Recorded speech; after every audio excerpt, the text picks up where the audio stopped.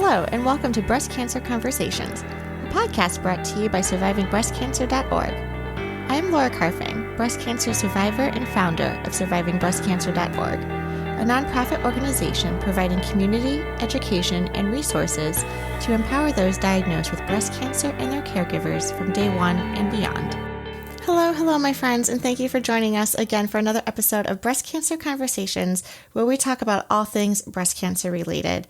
This is part 2 of our 2-part series with Stephanie Walker and Christine Hodgdon as part of our NBC webinar series hosted by Abigail Johnston. So we are continuing our deep dive in a variety of nonprofits and resources and organizations out there who are providing outstanding support services and education to those diagnosed with breast cancer. I am so excited to continue the conversation, so let's dive right in. Welcome to the conversation.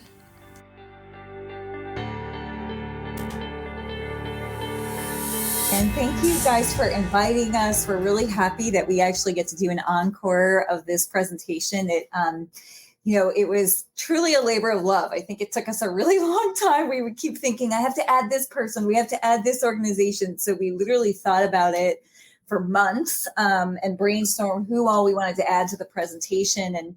And I want to acknowledge that we do recognize the privilege in getting sick of telling our story. We are very lucky to have lived this long with NBC and to be able to continue to share our stories. So we don't mean to discount our own stories, but yes, we're both tired of it. I have also been living with NBC since 2015. And, what we really wanted to show with this presentation, and I think that Stephanie has already started this, which is showing how remarkable people touched by breast cancer can actually be. You're so much more than a patient. There is so much more to just, what they say, what is it like to live with NBC? And Stephanie and I are like, oh yeah, we could sit here for an hour and talk about our side effects, but let's talk about all the great things people are doing. So Stephanie kind of touched on the education and support aspects of advocacy. I'm going to touch on the policy and research parts of this, but I'll first just briefly say that I was diagnosed in April of 2015. Before my diagnosis, I was a conservation biologist. So I do have a science background, and this is why I'm covering the research advocacy side of things, because that's where my interests lie. And, I decided to leave my career as a conservation biologist to be a patient advocate full time because I really just saw a great need to serve patients. There just weren't that many resources for patients. And for me in particular, I was really interested in understanding the research behind breast cancer and learning more about that. So I'll talk about that in just a bit. If you can go to the next slide, we can touch on public policy advocacy. And like Stephanie said, this is not her wheelhouse. This is not my wheelhouse either. I think it is amazing, though. I think that this is a really crucial form of advocacy. And pictured here are kind of giants in this realm. The only living person on this slide is Fran Visco.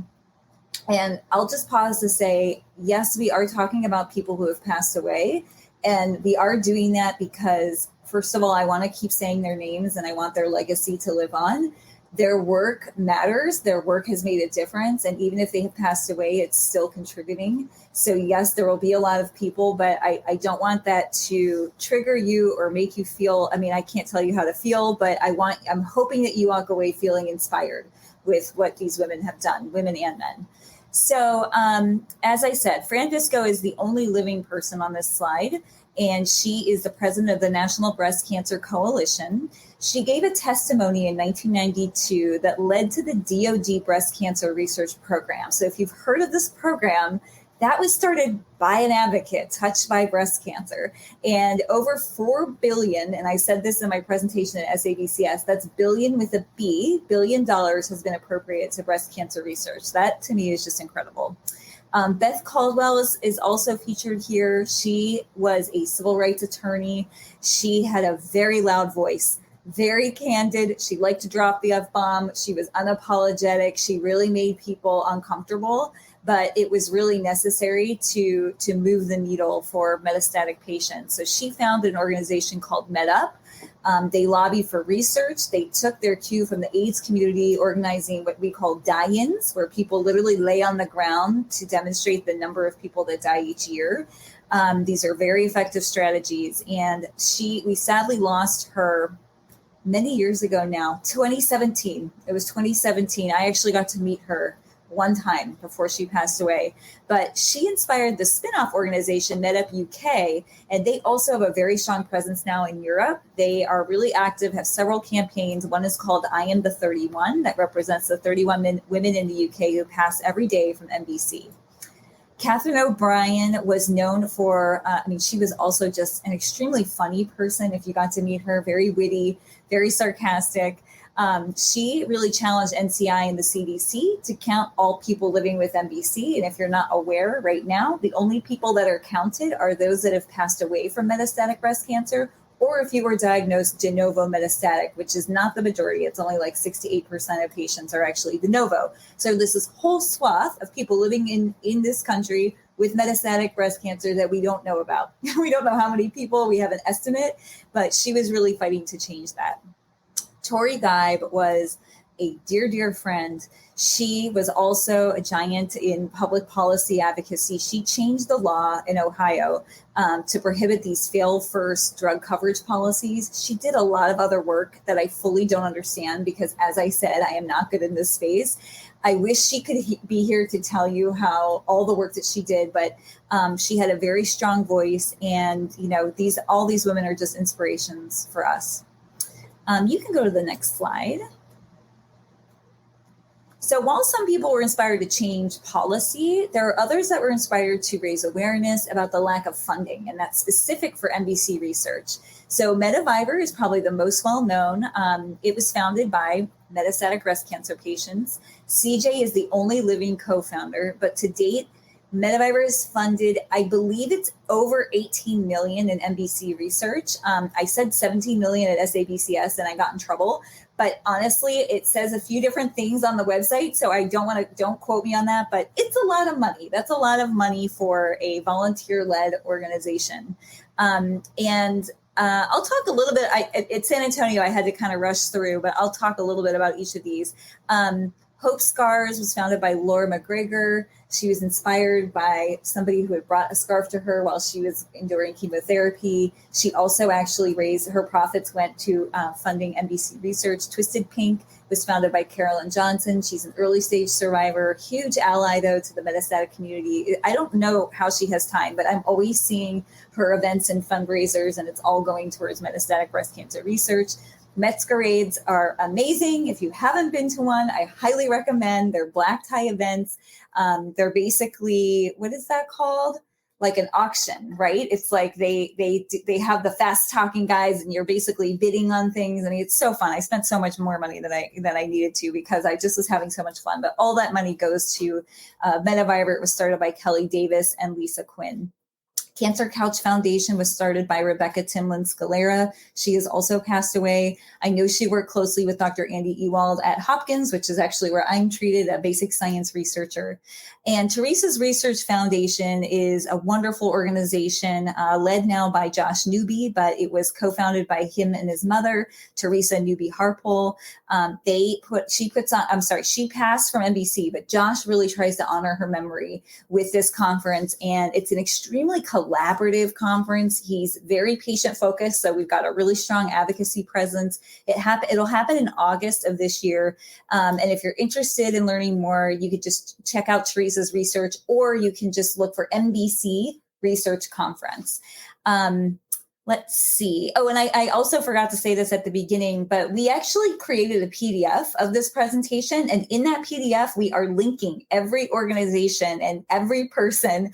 If they have an Instagram, if they have a Twitter account, it's linked there. So don't feel like you have to memorize everything. There's a lot of information here. So we will make sure that we can get that to you guys if you're interested. You can go to the next slide. So as I was preparing for this talk, I was kind of researching all these, well-known organizations, because I was like, all right, I want to make sure I'm highlighting organizations that were actually inspired by patients. And I had no idea, but all of those four in the bottom, who are pretty big: National Breast Cancer Foundation, Breast Cancer Research Foundation, Susan G. Komen, and then the DoD, I forget what CDMRP stands for, something Directed Medical Research Program, I think. Those four were all inspired by either patients or people touched by cancer in some way. And so, while some people are inspired to actually raise funds for cancer research, others are actually inspired to conduct research. So Susan Love is maybe the most well-known for this. She founded the Susan Love Foundation to accelerate breast cancer research. She is a breast surgeon and a cancer survivor herself. The Metastatic Breast Cancer Project I really can't say enough good things about this organization. They are amazing. We're led, I don't know who's actually leading it now. I should have looked that up, but it was originally founded by Dr. Nikhil Wagle and Dr. Corey Painter at the Broad Institute. Dr. Wagle is a medical oncologist, and Dr. Corey Painter is a cancer researcher and a survivor herself. So this is it's a really cool project, but you can basically send your blood and tumor samples to NBC Project, and they will then de-identify that information and then share it with researchers. So the whole idea is to accelerate discoveries faster and more efficiently through this collaboration. They were also really careful to make sure they involve patients at every step of the way, from the process, from the marketing, from the promotion. So they're just an excellent example of how to collaborate with patients. The Side Out Foundation was founded by Rick Dunnett after the loss of his mother to NBC. They're actually building a biomarker database, and they're offering a precision medicine analysis for NBC patients at no cost.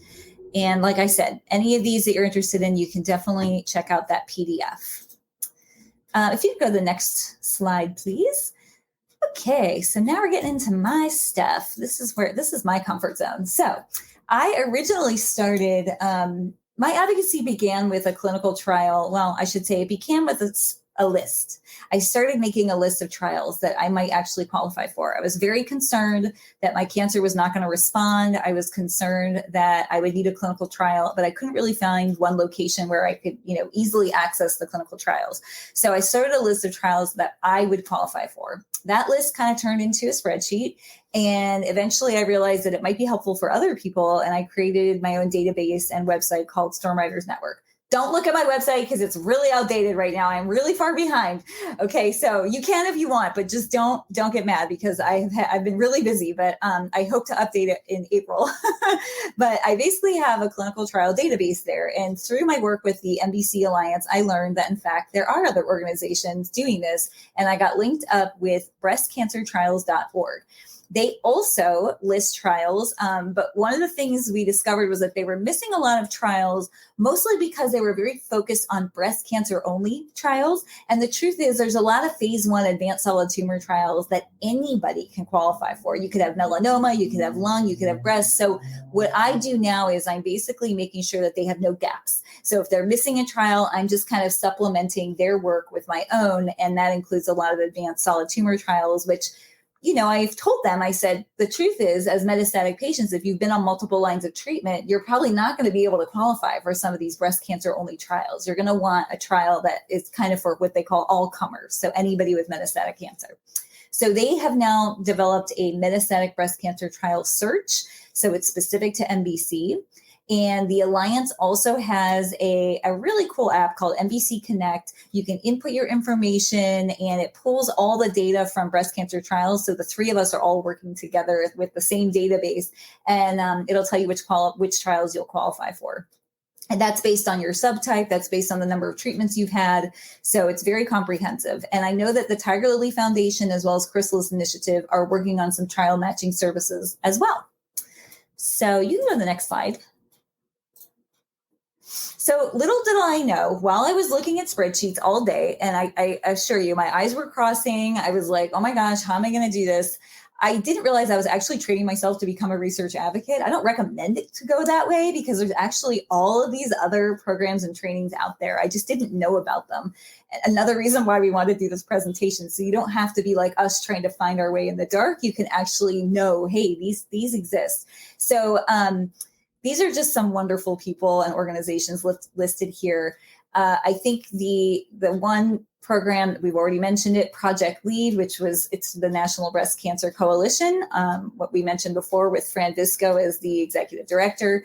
Project LEAD is just an intensive scientific training. It was really where I was inspired to create my organization about bringing patients and researchers together. So if you're interested at all in research advocacy, that is like definitely one avenue I would check out. Susan G. Komen has the Advocates in Science. We listed Alamo on here because the Alamo Breast Cancer Foundation hosts what they call hot topic mentor sessions, and that's in the evenings at San Antonio. They're awesome. They're really great. And what they do is they literally just go through all the hot topics of the day, and they have a small panel up and they discuss it, and the patients get to ask questions. So that's why we included it there. Bob Ryder is an advocate in New York. He connects cancer survivors with cancer researchers at Cornell University. He's a prostate and breast cancer survivor, very experienced. And at the presentation, I said, if you see him, give him a hug, because he's literally the nicest guy I've ever met in my life. On the right side here, we've got a bunch of different advocates who are all, advocates in their own right. They're well represented in different conferences. They're mentors of mine. Sandy Spivey has passed away, but she was a friend, and she actually got me really involved in the Advocates in Science program, which I think is an excellent training program. If I have to say, it's one of the best for learning how to review a grant. I think they give you the most direction in how to do that. So definitely check them out if you're interested. Research Advocacy Network was founded by Elda Rayleigh and Mary Lou Smith, and Patient Advocates in Research was founded by Deborah Collier. So these are also other resources if you're interested in research advocacy. All right, next slide. Did FORCE come up at all? I don't know if you guys have talked about them, but Facing Our Risk of Cancer Empowered is another wonderful organization specific to hereditary cancer, and also has a great training program for research advocates as well. So I just wanted to throw that in there. Yes, they are coming up, but I wasn't bringing them up at research advocacy training, so I didn't realize that. That's great. Thanks for mentioning that. See, you learn something new every day. So all the folks on that previous slide and the organizations really were the inspiration for the organization I co-founded along with Julia Mauas, called GRASP. And GRASP stands for Guiding Researchers and Advocates to Scientific Partnerships. And, we were inspired to do this after a meeting at ASCO, where I happened to be walking through the conferences, the posters at the conference. And I ran into Corey Painter, who I mentioned earlier, cancer researcher and survivor. And we walked through together. And at the end, I said, why isn't this happening at every conference? I want my own scientific interpreter. So that's what we do. We host these poster walkthroughs. Sandy Stanford is on here because she was the one who really took a chance on us. We kind of accosted her at ASCO and said, hey, we have this idea. Can we pilot it at San Antonio? And we did in 2019. And that's actually Abigail in that picture with the short, stylish haircut. That is an actual, in-person first and only, I think. We haven't done one since, because quickly after that was COVID. So we had to quickly transition to a virtual format. But we have selected dates for the ASCO meeting. We will hold these. They're virtually. They happen after the conference. So you're not trying to do too many things at once, because the conferences are very busy. And we don't have anything up on that. That is cutting edge information. I have not even updated the website yet, but it's going to happen June 14th and June 15th. You can go to the next slide. So here's where I was going to actually mention FORCE. So, as I said, I hope what we've demonstrated so far is that their patients have really taken it upon themselves to address these gaps in research and support. And it could not be more true for these rare and special breast cancer populations. Lee Pate was the co-founder of the Lobular Breast Cancer Alliance, which really put lobular breast cancer advocacy on the map. Sadly, we did lose her this past June, but her legacy lives on. She mentored all these patients in Europe, and there's a strong presence there now. And their goal is really to raise awareness about the lack of trials for and the lack of funding for research for lobular breast cancer. Ginny Mason is a dear friend, also a mentor, and the president of the Inflammatory Breast Cancer Research Foundation. And like the lobular folks, she really works to ignite this interest and passion in researchers to study inflammatory breast cancer. So it's not just about raising awareness to the advocates, and to the patients. It's about raising awareness to the scientists. We also have the Male Breast Cancer Global Alliance and FORCE, as Abigail mentioned. We can go to the next slide. So this is just another initiative that I lead through the Metastatic Breast Cancer Alliance. It was inspired after the loss of my friend Marina Kaplan. Marina had been living with TNBC for almost 6 years. And in the last year of her life, she developed brain metastasis. And I saw her trying over and over again to qualify for clinical trials, and she could not. And it was really devastating to watch.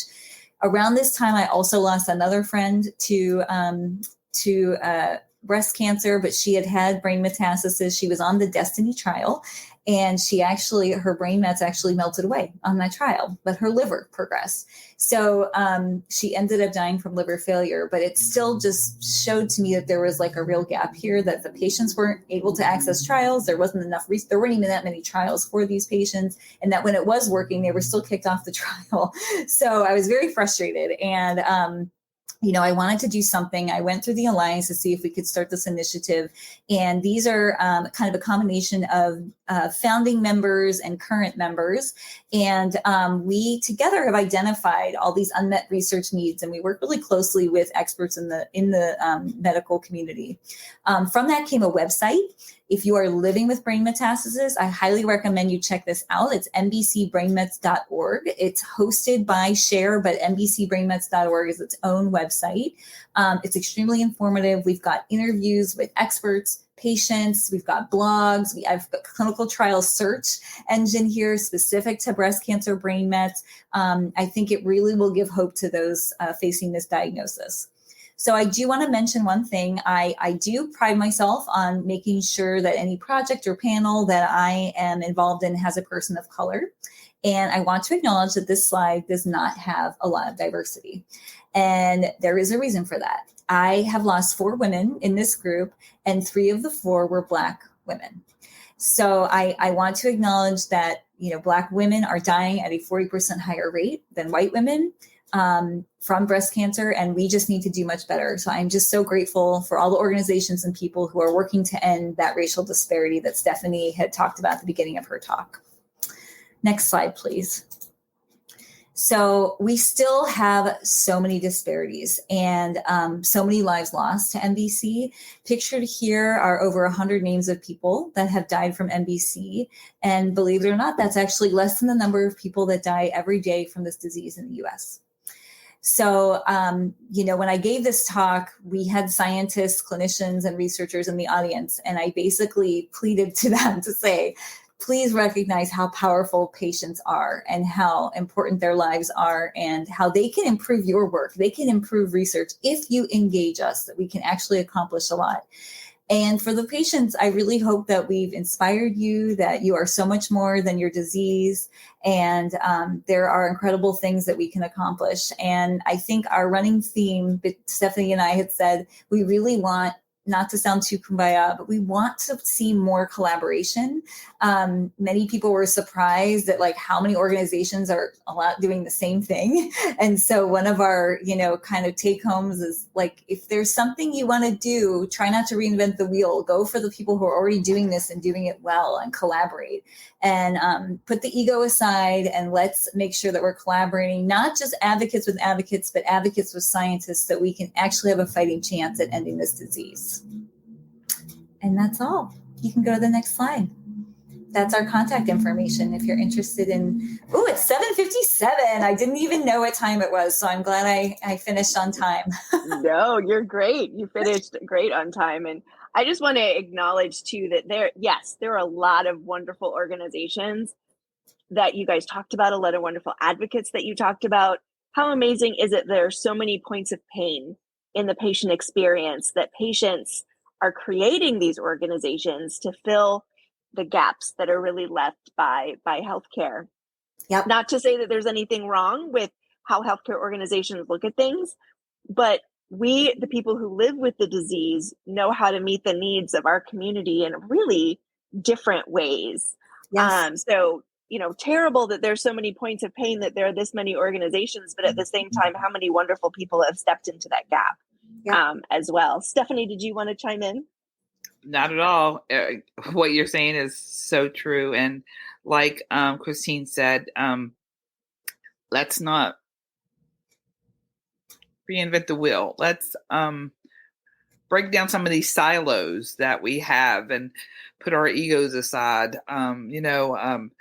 There's enough of us dying out here that every organization can have a couple hundred of us, but let's not keep doing the same thing over and over and over. Let's move the needle just a little bit. Yes, absolutely. And one point that is, or one area that's really near and dear to my heart that came up at San Antonio as well, is that there are lots of people who would like to get into advocacy. There are lots of people who would like for their voices to be heard and find a sense of purpose in this very difficult thing that they're experiencing with an MBC diagnosis. And during San Antonio, there was some discussion on social media that there might be a perception that there's a quote unquote in crowd in MBC advocacy. Mm-hmm. And so I want to let you guys know some of these things that within the MBC community we're looking at, hoping to move that needle. So in April, on April 5th, we're going to have a podcast through our MBC Life, which was one of the organizations highlighted tonight, talking about how a person with MBC can get into advocacy. And you're going to hear from Stephanie. She's going to be on that podcast talking about how someone of color might break down some barriers and enter into advocacy. And then in the summer, in June, with Project Life, we're going to have an advocacy boot camp where people who have not found their niche, have not found where they fit in advocacy, can come learn and then be paired with an advocacy mentor. But I'm going to say now what I said on social media during San Antonio, which was, if you want to get into advocacy, find an advocate that is doing the thing that you want to do and ask them. You just saw, ask them for help, ask them for mentorship, ask to, how did you do it, right? You saw Christine and Stephanie's contact information, and I'm just going to say either of them will talk to you if you want to get into the advocacy that they're doing. This is Abigail. We are overextended. We're tired. We're ready. We're ready. We're ready. I have that baton. Yeah, I mean, any patient advocate you talk to, they're going to say, yeah, I'm tired. I'm tired. It's a lot of work. So there's so much work to be done. There's so many places that we can put you into. We're happy to help guide that and help have those discussions. Yes. And I do not know of one advocate, maybe there's one out there that I haven't met, but I don't know of any advocates who would not at least answer your email and say, here's a couple of things that worked for me, right? Yes. The thing that I think is difficult for some people, and this is just my own personal opinion, is that advocacy is based on relationships. And so when you get to know some of the people on the slides, when you get to know the people at the different pharmaceutical companies or different researchers, once they know you and feel comfortable with you, you will get more requests than you can handle. Mm-hmm. And so that's why I think it's so important for people to get to know each other within the MBC community, so that when there's an opportunity, somebody comes to mind. But also remember just that it's not about an in crowd or people who are excluded. It really is about relationships and who knows who feels comfortable with a particular person. What your advocacy niche is, you become known for that in some circles so that people call on you when you fit what they're looking for. And so I just want to put that out there, that build relationships within the MBC community, build relationships with the advocates that you want to emulate, because every voice, I believe this 100%, every voice is needed. Mm-hmm. All of us speaking up are so much more powerful than just a few people.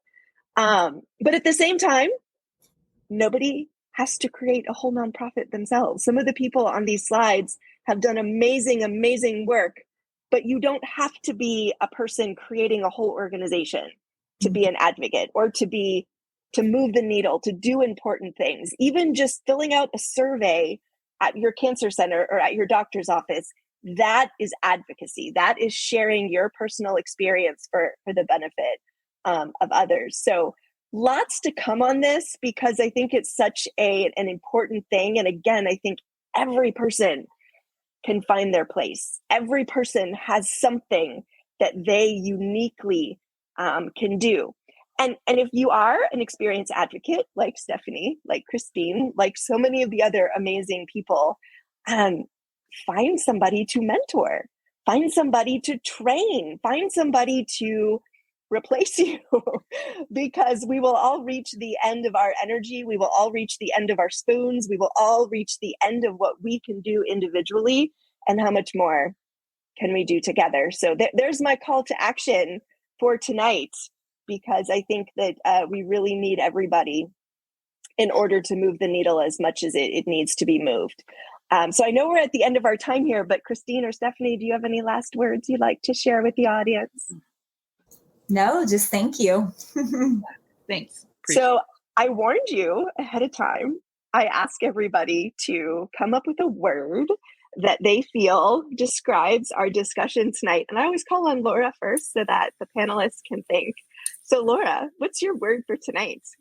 This is my favorite part of the conversation. And Abigail will be very proud of me, because normally I come up with a phrase, but I actually have a word this time. And my word tonight is plethora. Just a plethora of resources and information and relationships and people. And this was phenomenal. Thank you guys. Busting out the SAT words tonight, Laura. All right, Stephanie, what's your word for tonight? Oh my gosh. I probably a favorite standby is phenomenal.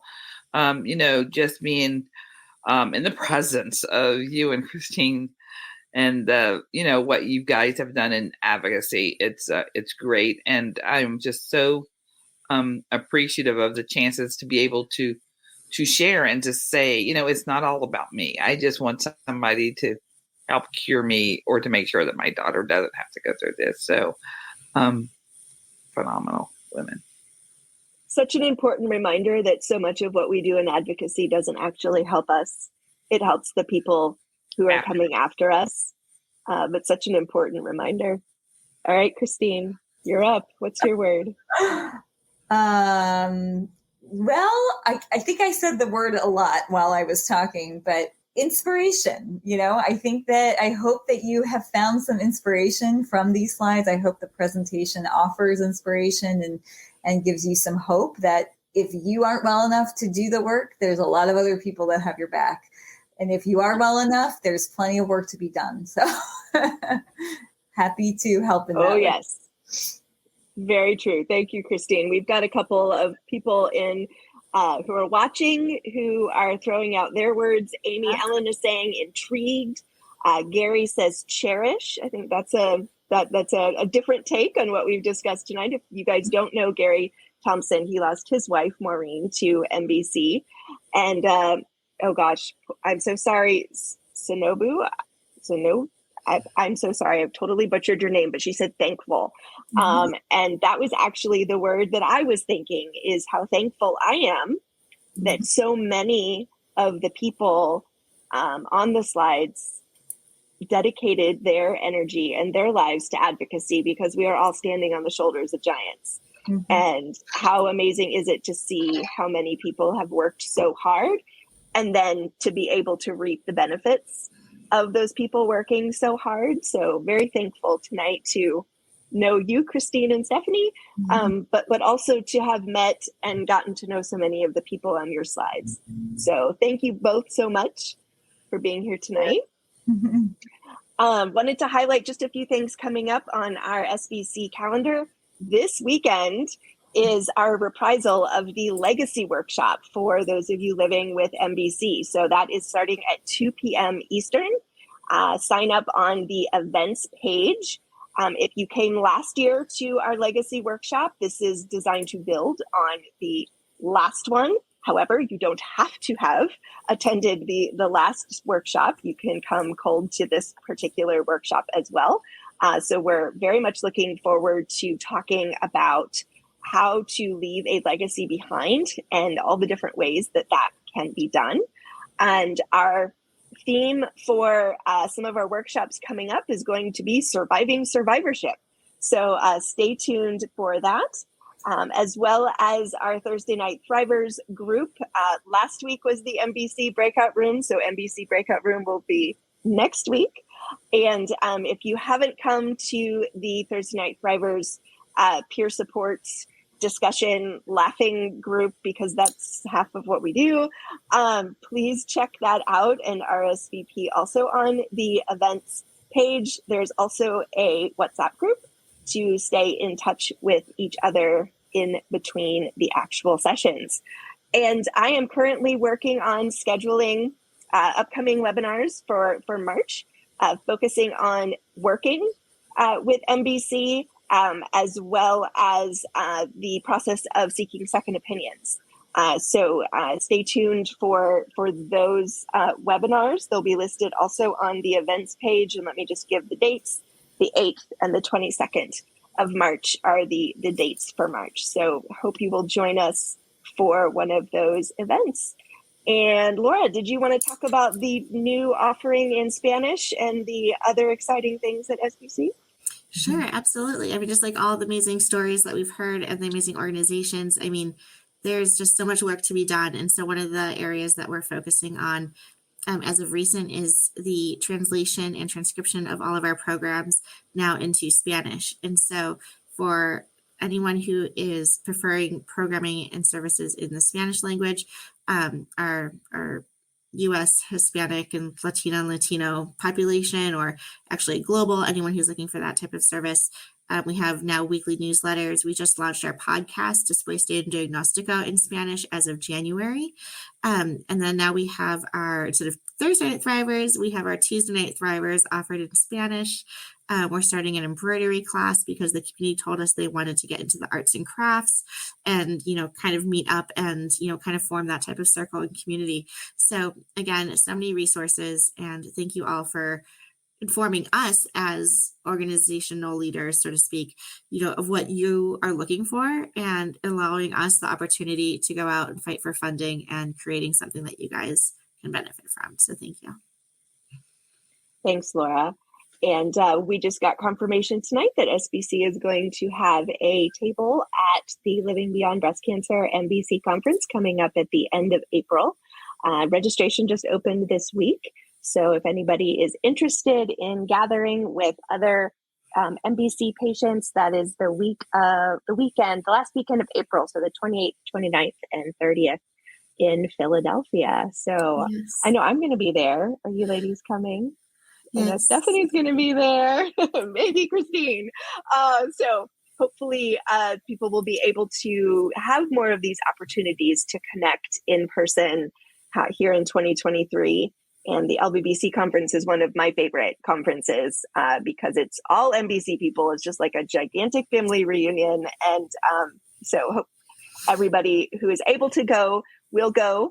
There are travel grants that are open to apply on the registration page at livingbeyondbreastcancer.org. So, hopefully that finances won't be a barrier. I know we mentioned that a couple of times tonight, and financial toxicity can be a really big barrier to participating in a lot of different ways. So always thankful for those organizations that offer travel grants. So hope everybody has a wonderful evening. Thank you again for spending a little bit of time with us. And if there are ever topics that you want us to address, please do not hesitate to let us know. Laura can be reached at laura@survivingbreastcancer.org. I'm Abigail at survivingbreastcancer.org, and Megan is Megan at survivingbreastcancer.org. So we try and keep it simple. Always willing to hear from the community as to what we can do to meet your needs. Thank with you. that, I think we're done. And thank you, everyone, for listening to our show. I would like to acknowledge that all of the information on our podcast are from personal experiences and are not a substitute for professional medical advice. You should always contact your medical care team. Our podcasts are made possible because of donations from listeners like you, so please feel free to make a contribution through survivingbreastcancer.org/donate.